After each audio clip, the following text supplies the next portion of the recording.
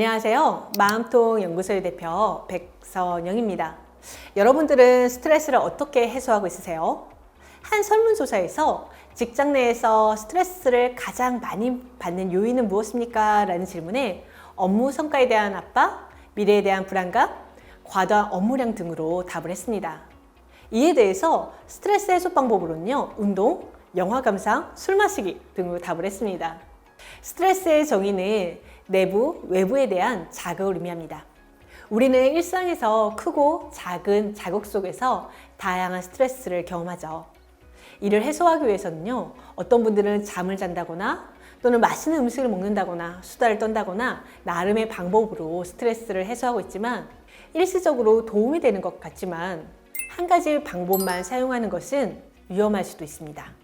가령 폭식은 잠시 기분 전환은 되겠지만 배가 더부룩해지고 또 불쾌해지면서 자신에 대한 혐오감과 수치감을 느낄 수도 있고요. 스트레스를 받을 때마다 잠을 잔다면 근본적인 문제가 해결되지 않은 채 무기력에 빠집니다. 또는 회피성 성향이 증가하죠.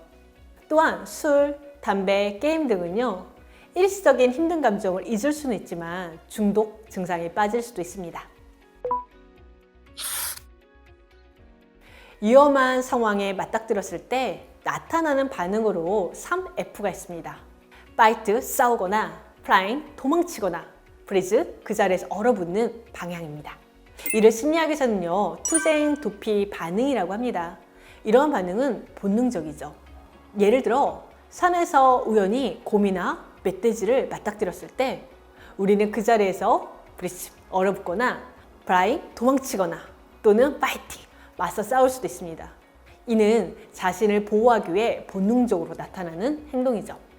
투쟁 도피 반응은 스트레스 상황에서도 나타납니다.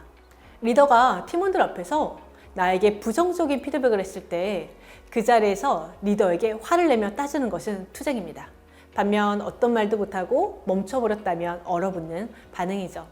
스트레스를 받았을 때 즉각적으로 투쟁 또는 도피를 하기보다는요, 나만의 건강한 스트레스 해소법을 찾는 것이 더 도움이 되겠죠. 스트레스를 해결하는 방법에는요, 문제 해결적 방법, 지지적 방법, 주의 분산적 방법이 있습니다. 스트레스를 해결하는 적응적 방법 3가지 중 첫 번째는 문제 해결적 방법입니다. 스트레스의 원인을 찾아서 능동적이고 적극적으로 문제를 해결하는 방식이죠. 문제를 어떻게 하면 해결할 수 있을까? 다른 해결 방법은 없을까? 등을 고민하고 구체적인 계획을 세워서 실천하고 유연하게 생각하는 태도입니다.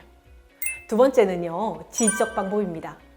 다른 사람들에게 도움을 구하는 방식인데요.